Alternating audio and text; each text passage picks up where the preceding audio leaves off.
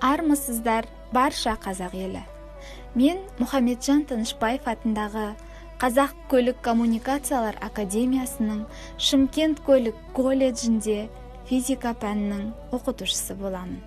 Есімім Болжабек Нағима Сәбитқызы. Сіздерді 1 мамыр Қазақстан халықтарының бірлігі мерекесімен шын жүректен құттықтаймын.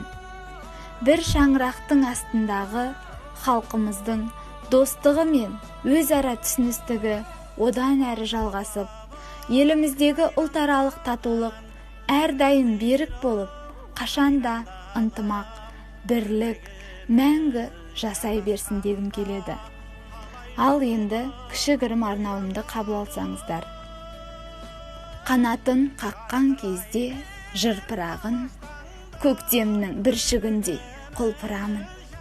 130-дан асқан ұлт тойлап жатыр қазақтың татулығын, ынтымағын.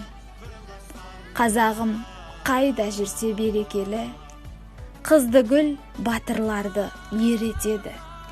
Аман есен құтылып бұл індеттен, тойлайық асыр салып мерекені. Ел бірлігін нығайтып шарықтайық, көгершіндей қияда қалықтайық. Жауалғандай жағадан бұл індетпен, ел басына күн туса қамықпайық.